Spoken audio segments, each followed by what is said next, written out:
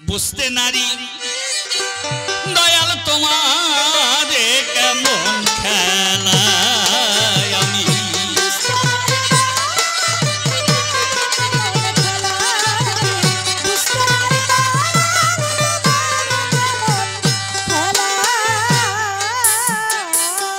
আমি অবাক হয়ে দেখিতে অবাক হয়ে আমি অবাক হয়ে দেখিতে অপূর্ব তোমার লীলা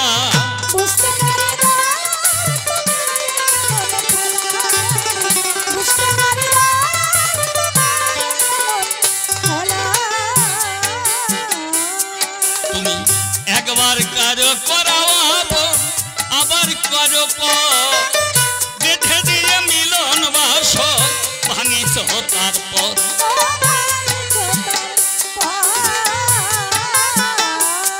তুমি একবার কারো করাবো আবার কারো বেঁধে দিয়ে মিলন বাস ভাঙিছ তারপর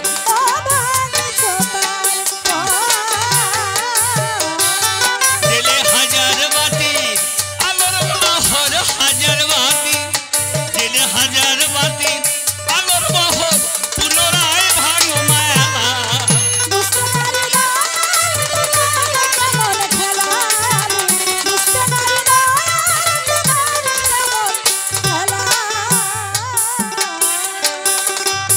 উপস্থিত ভক্তবৃন্দের চরণ পরে আমি আমার প্রণাম নিবেদন করে আজ আমি অসীম বাবুর ধারে কয়েকটা প্রশ্ন করব জিজ্ঞাসা। হে কবি বলো দেখি, তুমি আন্তর্জাতিক খ্যাতি সম্পন্ন কবি, তুমি এই ভারতবর্ষের এক উদিত রবি, সকলের অন্তরের আকাশবি, তোমাকে সবাই সম্মান করে জ্ঞাপন। তবে খুলে বলি, তোমার মাকে আমি দেখেছি আদি থেকে এই ভারতবর্ষের বুকে জন্ম নিয়েছে যে সমস্ত কবিগণ। এই যে রামায়ণ যিনি রচনা করেন সেই আদি কবি বাল্মীকি বলে যারে, এরপরে মহামুনি বেদব্যাস এই মহাভারত করেছিলেন লিখন, তারপর কৃষ্ণদাস কবিরাজ তিনি লিখেছিলেন কিন্তু চৈতন্য চরিতামৃত খানি। আপনারা যত জ্ঞানী গুণী অবশ্যই তা করেছেন পঠন, ওগুলি বাদ দিলাম। এই যে আমাদের এই লোককবিদের ভিতরে মানে চারণ কবিদের ভিতরে যারা যারা জন্ম ধরেছেন এই ভারতবর্ষের পরে, যেমন পাগল রাজেন্দ্র সরকার বলে যারে, তিনিও কিন্তু নিরপেক্ষ একজন। কারণ আমি আপনাদের কাছে জানাই কবিদের কিন্তু কোনো পক্ষাপক্ষ নাই, তারা নিরপেক্ষতাকে সদাই জানেন জ্ঞানীজন। এই জন্যে সেই পাগল রাজেন্দ্র সরকার বলে যারে নিরপেক্ষ, তিনি বিশ্ব চরাচরে। পাগল বিজয় সরকার এলো এই ভারতের পরে, নিশিবাবু ছিলেন একজন। এইরকম যারা যারা এই যে রসিক সরকার জন্ম নিয়েছে এই ভারতের মাটিতে, খুলে বলি আপনাদের সাক্ষাতে, কিন্তু সকলের মধ্যে সেই নিরপেক্ষ ভাব ছিল সর্বক্ষণ। আপনারা সবাই বুঝে নিবেন আমার কথা। তাহলে কবিদের আসল গুণ হলো নিরপেক্ষতা। আমি তোমার কাছে জানতে চাই সেই কথা, হে কবি, আজ তুমি সবার হেতা করিবে বর্ণন। কেননা এই যে ভারতবর্ষে একজনই মাত্র এই মহিলা মুখ্যমন্ত্রী, কি তাই না? মমতা বন্দ্যোপাধ্যায় যে জন, এই দেখেন যে তৃণমূল ঢুকে গেছে, তাই না? তাহলে এই যে যত কবি এসেছিল এই ভারতের পরে, আমি জানতে চাই তোমার গোচরে, এরা কিন্তু রাজনীতি কখনো করে নাই কোনো জন। কোন কবিদের মধ্যে কখনো রাজনীতি ছিল না। আমি আপনাদের কাছে করি বর্ণনা, তারা মানুষের মনের কথা সতত করতেন বর্ণন।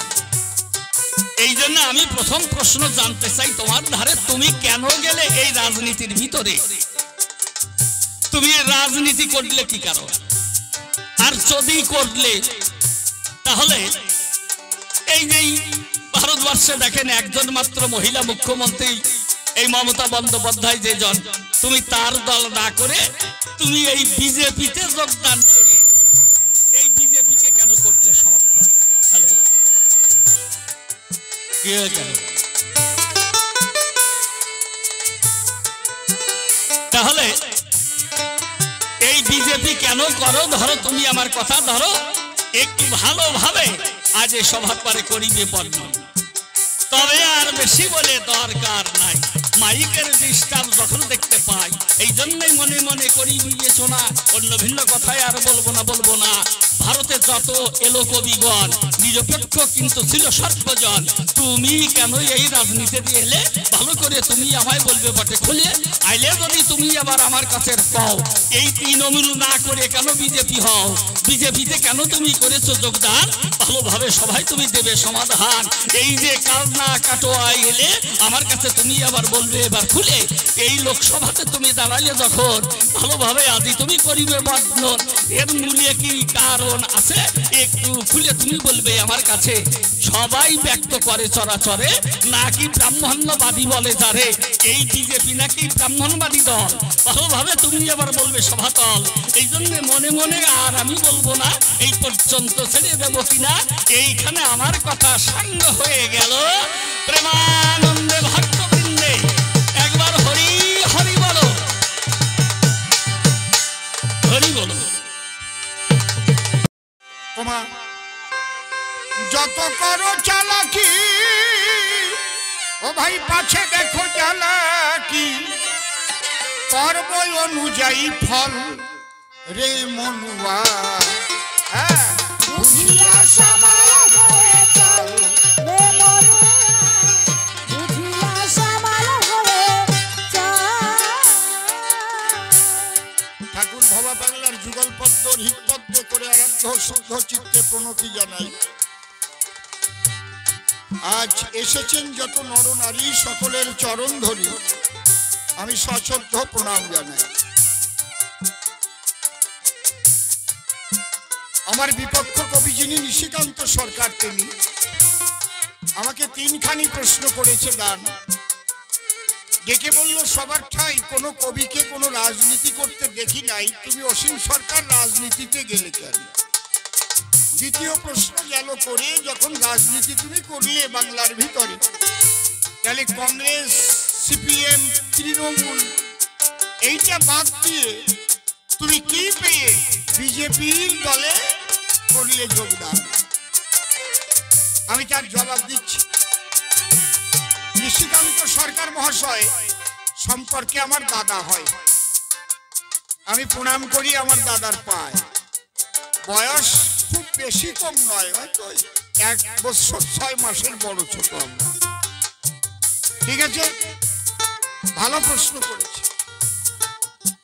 বাবা গুরুচাঁদ ঠাকুরের জীবনী যখন আমি পড়লাম, দেখলাম উনি বলেছেন, যে জাতির রাজা নাই সে জাতির তাজা নাই।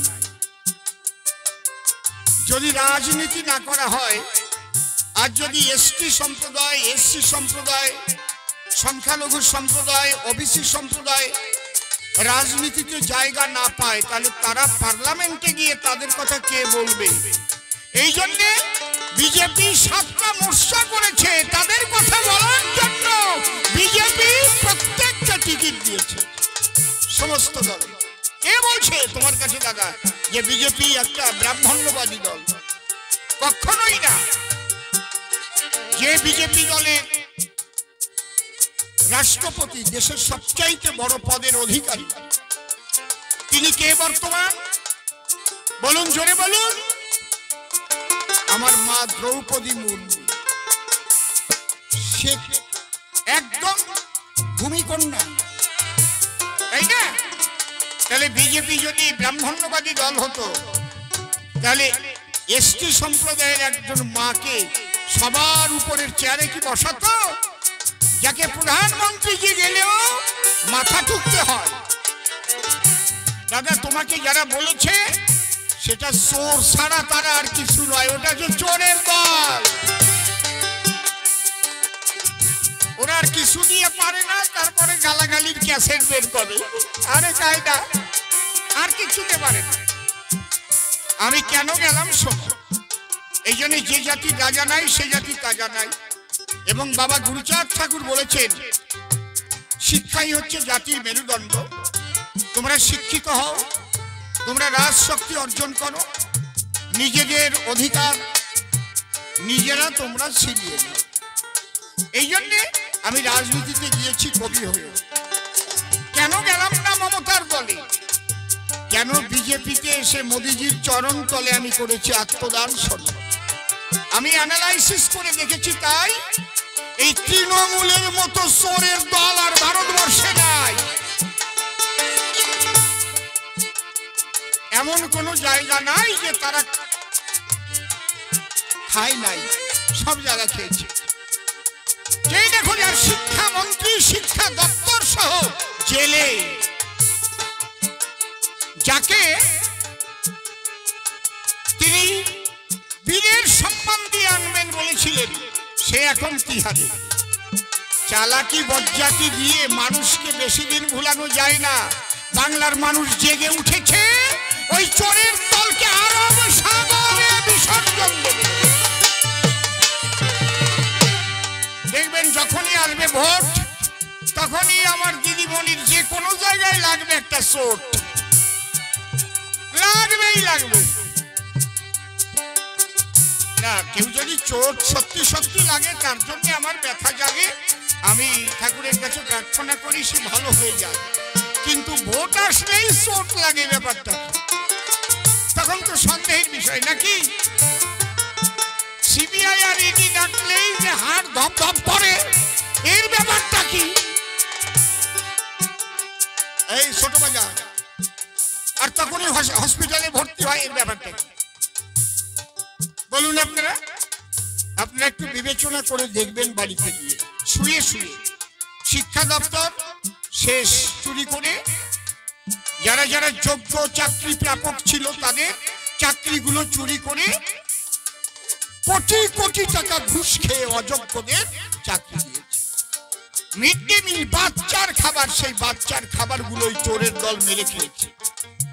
ভাবতে পারেন, 1,25,00,000 ভুয়ো জব কার্ড তৈরি করে কেন্দ্রের দেওয়া টাকা এরা মেরে খেয়েছে, আর প্রকৃত শ্রমিকরা টাকা পায় না। আর এরা বলে কেন্দ্রে টাকা দেয় না। কেন্দ্র বলছে টাকা তোমাকে দেব, পাই টু পাই দেব, কিন্তু হিসেবটা দাও। এই কয় বছর যে 1,25,00,000 জব কার্ডের টাকাগুলো নিলে, যে কার্ডের লোকই খুঁজে পাওয়া যাচ্ছে না। যখনই বলছে সব আধার কার্ডের সঙ্গে লিঙ্ক করে দাও, আর নাই, কার্ড আর নাই। তাহলে এই টাকাগুলো কি করলে? টাকার হিসেব দাও। আর দিদিমণি বলছে, তুই কে রে হিসেব চাওয়ার? তোকে কেন হিসেব দেব? এইবার কেন্দ্র যদি বলে, তাহলে তুই কে রে, কেন তোকে টাকা দেব? তুমি হিসেব দেবে না, টাকা নেবে। চালাকি করে চলবে না, কিন্তু জনগণ চালাকি বুঝে গেছে। ভোট আসলেই চোট লাগে, ইডি সিবিআই ডাকলেই বুক ধরফর করে, আর রক্ষা কবচ চাইবার তরে চলে যাও সুপ্রিম কোর্টে। ওটা জনগণ আর মানবে না। এবার জনতা জনার্দন বুঝে গেছে যে এই চোরের দলকে আর রাখা যাবে না। তাই আমার গান, যত করো চালাকি পাছে দেখো জ্বালাকি, যত করো চালাকি পাছে দেখো জ্বালাকি, ওরে কর্ম অনুযায়ী ফল রে মনুয়া বুঝিয়া সামাল হয়ে চল, রে মনুয়া বুঝিয়া সামাল হয়ে চল। ছলনা চাতুরি করো জীবন ভরি, যতদিন আছে গায়ের বল, তোমার এদিনও ফুরাবে, হিসেব দিতে হবে, এদিনও ফুরাবে, হিসেব দিতে হবে, পড়িলে নিজের মরণ কাল, রে মনুয়া বুঝিয়া সামাল হয়ে চল, রে মনুয়া বুঝিয়া সামাল হয়ে চল। একটা কথা মনে রাখবেন, কেউ যেন মনে মনে ভাবে না যে আমি যত কুকাজ করব কেউ আমাকে কিছু করতে পারবে না। পাপে পূর্ণ হয়ে গেলে তখন এমনিতে পড়ে ঢলে। তাই বলছে রাবণ আর কংস হয়েছে ধ্বংস, তাদের তোমাদেরও ছিল বড় দল পাপে হলে পূর্ণ হবে তুমি চূর্ণ পাপে হলে পূর্ণ হবে তুমি পাপে হলে পূর্ণ হবে তুমি চূর্ণ এ জীবন যাবে রসাতল রে মনুয়া বুঝিয়া সমান হয়ে চল রে মনুয়া বুঝিয়া সমান হয়ে যাই করো কর্ম দেখিছে ধর্ম তার কাতে খাটে না তো ছল অধম শিবের রচনা ভুল কেহ বুঝো না অসীমের রচনা ভুল কেহ বুঝো না ছেড়ে দাও মনের যত খল রে মনুয়া বুঝিয়া সমান হয়ে চল রে মনুয়া বুঝিয়া সমান হয়ে চল একটা কথা বলবো আমি আপনাদের ধারে বাড়ি গিয়ে শুয়ে শুয়ে দেখবেন বিচার করে আজকে তৃণমূল দল করা তো দূরের কথা তৃণমূলকে ভোট দেওয়ার আগে একবার ভেবে দেখবেন তৃণমূলকে ভোট দেওয়া মানে কি তৃণমূলকে ভোট দেওয়া মানে কি যারা গরু পাচার করেছে চাল চুরি করেছে মিড ডে মিলের টাকা খেয়েছে নারী ধর্ষণ করেছে বাংলাকে শেষ করেছে তাদের সমর্থন করা তৃণমূলকে ভোট দেওয়া মানে চোরকে সমর্থন এটা বুঝে গেছে এবার কিন্তু বাংলার জনগণ এই জন্য জনগণ জাগিয়া উঠিল সবাই বাহু তুলে একবার জয় শ্রীরাম বলো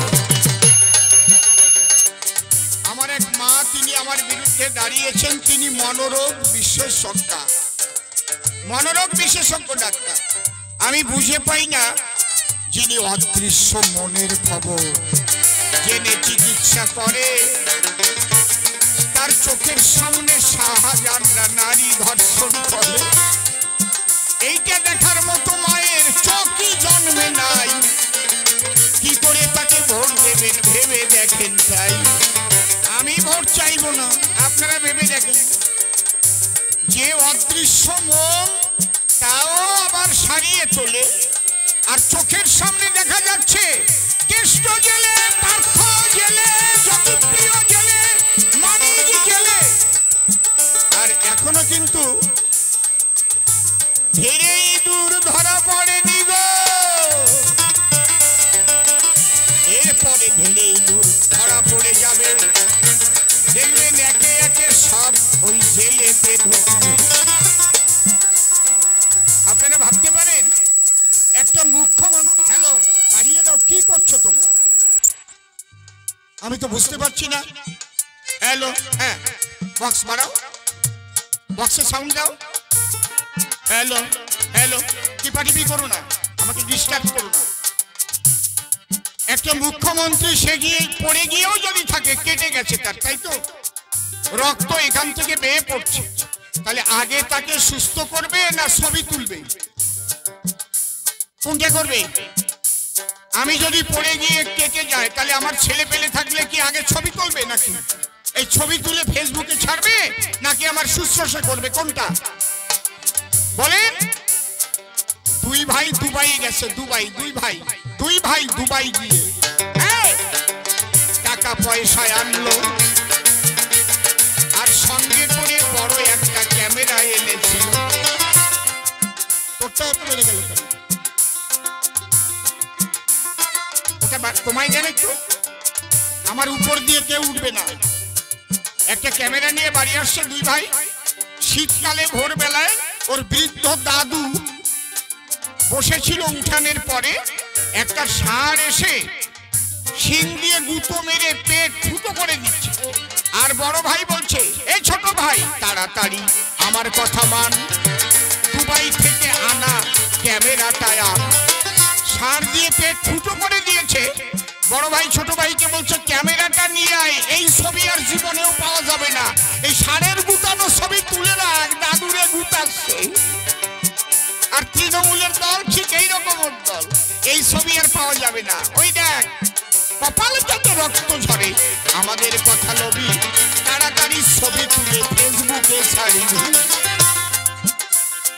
যে মুখ্যমন্ত্রী রক্তের দাগ মোছার মতো তার একটা বান্ধব নাই, এমন চোরের দলকে ভোট দিও না, সব হাতে জানায়। খালি প্রতিটি দপ্তরে যার দুর্নীতি ঢুকিল দাদা সেই দলে যাব কেমন করে, তাই আমারে বলো।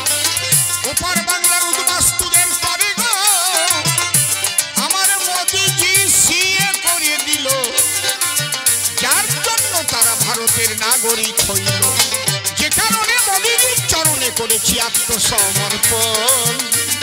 তাই জয় শ্রীরাম বলো তোমরা যত জনগণ।